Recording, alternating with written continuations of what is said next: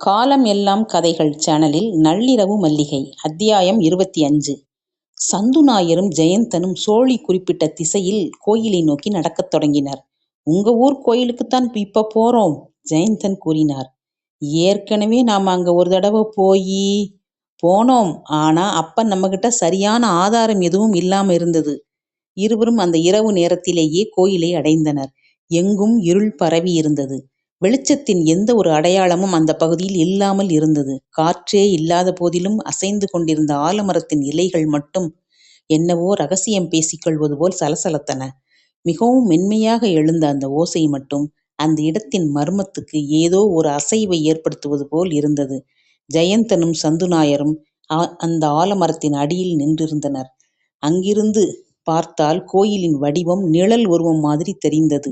கருவறை மட்டுமே மீதமிருந்த அந்த பகவதி கோயில் தேர்ந்த ஓவியன் ஒருவன் வரைந்த நிழல் சித்திரம் போல் அழகாக காட்சியளித்தது. நின்று கொண்டே இருந்தால் எப்படி? சந்துநாயர் கேட்டார். அந்த பகவதியின் சக்தியை இல்லாமல் செய்ய வேண்டும். அது எப்படி சாத்தியமா? என்னிடம் அதற்கான வேலை இருக்கிறது என்றவாறே ஜெயந்தன் தனது கையில் இருந்த வெண்கல சொம்பு ஒன்றை காட்டினார். இதுக்குள்ள என்ன இருக்குது? சந்துநாயர் பயத்தில் சற்று விலகி நின்றவராக கேட்டார். ஒரு மிருகத்தோட சத்தம், அதுவும் வெறுக்கப்படும் ஒரு மிருகத்தினுடையது. இது தேவியின் சிலை மீது விழுந்தால் தேவியின் சக்திகள் அழிந்துவிடும்.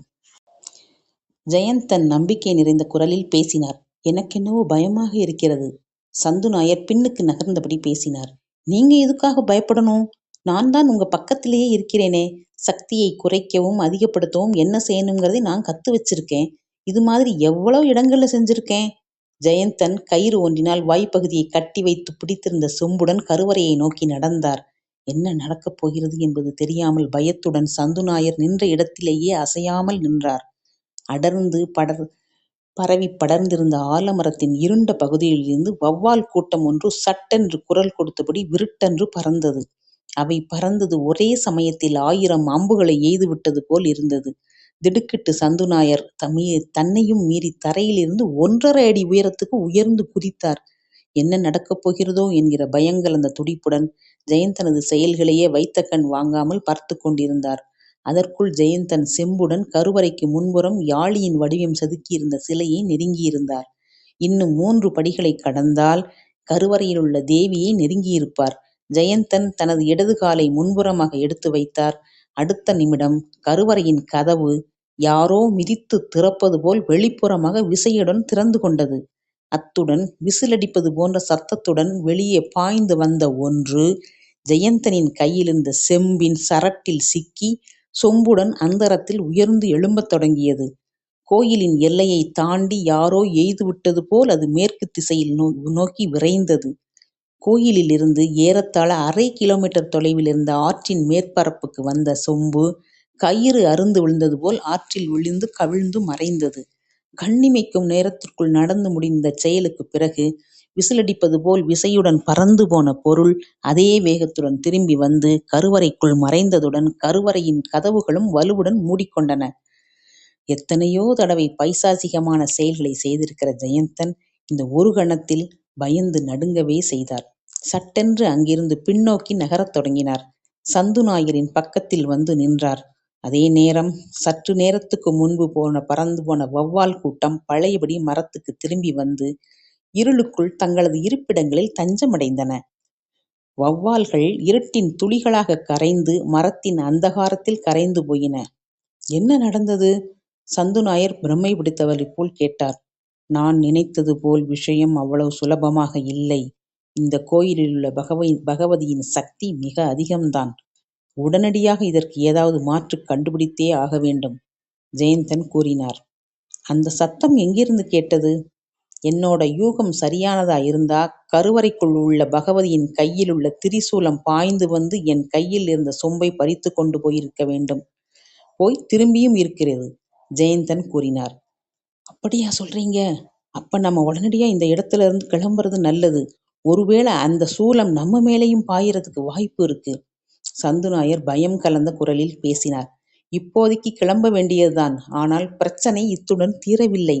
நாம உடனடியா ஏதாவது செய்யலைன்னா எதிராளிங்க முந்திக்கிடலாம். ஜெயந்தன் கோவிலை மீண்டும் ஒரு தடவை திரும்பி பார்த்துவிட்டு படிகளில் இறங்கத் தொடங்கினார். அவர்கள் இருவரும் கடைசி படியை தாண்டி கீழே இறங்கியதும் ஸ்ரீதேவி ஆலமரத்தின் மறைவிலிருந்து வெளியே வந்தாள். அவள் கருவறையின் வாசலை நோக்கி மெதுவாக நடந்தாள். கதவு அப்போது மிகவும் மெதுவாக திறந்து கொண்டது. உட்புறம் இருளில் ஏதோ ஒரு ஒளி அசைவதை அவள் பார்த்தாள். பின்புறமாக திரும்பிய ஸ்ரீதேவி குமாரை அருகில் வருமாறு அழைத்தாள். அதுவரை எல்லாவற்றையும் வியப்புடன் பார்த்து கொண்டிருந்த குமார் ஆலமரத்தின் மறைவிலிருந்து வெளியே வந்தார். அவரை பொறுத்தவரை விஞ்ஞானத்தை மீறிய அற்புதம் நிகழ்ந்து கொண்டிருக்கிறது. குமார் கருவறையின் படிக்கட்டு அருகே வந்து நின்றார். உள்ளே பாருங்கள், ஸ்ரீதேவி கூறினாள். திரும்பி பார்த்தவர் வியப்பினால் செயலற்று போனாள். பகவதி சிலையில் மிகவும் பிரகாசமான ஏதோ ஒன்று இழைந்து கொண்டிருந்தது. அதுவும் கழுத்து பகுதியில்தான். அதன் பளபளப்பும் அசைவும் துல்லியமாக தெரிந்தது. ஊன்றி கவனித்த போதுதான் அப்படி இழைவது பெருவிரல் தடிமனிலிருந்த தங்க நிற நாகம் என்பது புரிந்தது. அதன் உடம்பிலிருந்து வெளிப்பட்ட வெளிச்சத்தில் பகவதி சிலையின் ஒரு சில பகுதிகள் கண்ணுக்கு தெரிந்தது.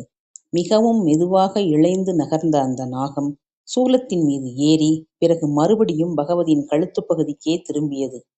கவனிச்சீங்களா? அந்த பாம்போட வாயில நீலம் கலந்த பளபளப்பு தெரியுதா? ஸ்ரீதேவி கேட்டாள். குமார் முன்பே கவனித்திருந்தார். அதுதான் நாகமாணிக்கம். மிகவும் அபூர்வமான பொருள் அது. நாகமாணிக்கம் இங்க இருக்கிற வரையிலும் என்னையும் உங்களையும் யாராலையும் ஒன்னும் செய்ய முடியாது. யாராவது எடுத்துட்டு போயிட்டா? குமார் கேட்டார். அதுக்கெல்லாம் வாய்ப்பே கிடையாது. நெருப்பை விட ரொம்பவும் சக்தி வாய்ந்தது. அதில் அடங்கியிருக்கிற சக்தி அந்த நாகத்தை யாராவது தொட்டால் அடுத்த வினாடியே ஜுவாலைகளால் தகிக்கப்பட்டு இல்லாமல் போயிடுவாங்க. குமாரை பொறுத்தவரை இதெல்லாம் தான் கேள்விப்படாத புதிய செய்திகளாக இருந்தன. இப்படிப்பட்ட கதைகளை அவரது சிறிய வயதில் நிறையவே கேட்டிருக்கிறார். பாட்டிக்கு தெரிந்ததும் சொன்னதும் ஏறத்தாழ இப்படிப்பட்ட கதைகளைத்தான். புறப்படலாமா? நாம இங்க பார்த்த செய்திகளை உடனேயே தேவதத்தன் நம்பூதிரிக்கு தெரியப்படுத்தணும். அவருக்கு இந்த செய்தி பயன்படும்னு தோணுது, ஸ்ரீதேவி கூறினாள். இருவரும் இல்லத்துக்கு திரும்பினர். மறுநாளே குமார் தேவதத்தன் நம்பூதிரியை சந்திக்க புறப்பட்டார். நடந்ததையெல்லாம் அவரிடம் தெரிவித்தார். ஓஹோ, இவ்வளவெல்லாம் நடந்து விட்டதா என்று கேட்ட தேவதத்தன் யோசனையில் ஆழ்ந்தார். சற்று நேரம் கழித்து பேசத் தொடங்கினார். குமார், எனக்கு ஒரு சந்தேகம். உண்மையிலேயே அந்த நாகமாணிக்கம் அவ்வளவு சக்தி வாய்ந்ததுதானா? அப்படியானால் ஜெயந்தன் அதை கைப்பற்றி விட்டால் நம்மளோட நிலைமை ரொம்ப மோசமாயிடுமே. அதை எப்படி கைப்பற்ற முடியும்? அதற்கெல்லாம் மந்திரத்தில் வழி இருக்கிறது. கருட மந்திரம் தெரிந்திருந்தால் நாகத்தை மிக சுலபமாகவே செயலிழக்கச் செய்து விடலாம். இருக்கலாம். ஆனால் பகவதியோட சக்தி கோயிலுக்குள்ள இருக்கும் இல்லையா? குமார் சட்டென்று கேட்டார். பகவதி எப்போதும் கோயிலுக்குள்ளேயே இருப்பாங்கன்னு சொல்ல முடியாது. அவர் நீராடப் போகும் ஒரு சந்தர்ப்பம் உண்டு. குறிப்பாக சொல்வதானால் துர்காஷ்டமி நாளில் நீராட அவர் அதிக நேரம் எடுத்துக்கொள்வார். அந்த நாளும் நெருங்குகிறது. ஜெயந்தன் இதெல்லாம் தெரியாத ஒரு மனிதராக இருக்க மாட்டார். அந்த தருணத்துக்காக அவர் காத்திருக்கிறதா எனக்கு தோணுது, தேவதத்தன் கூறினார். நாம் அதை எப்படி தடுக்க முடியும்? அதே நேரம் ஜெயந்தனும் சந்துநாயரும் அதே விஷயத்தை பற்றி அங்கு பேசிக் கொண்டனர். துர்காஷ்டமி வரட்டும். அன்றுடன் எல்லாவற்றையும் நான் பலமிழக்கச் செய்கிறேன். அந்த மாணிக்கம் என் கைக்கு வந்தால் கதையே முடிந்துவிடும், ஜெயந்தன் கூறினார். இதன் தொடர்ச்சி அடுத்த பகுதியில். நன்றி. சப்ஸ்கிரைப் செய்து கொள்ளுங்கள் நண்பர்களே.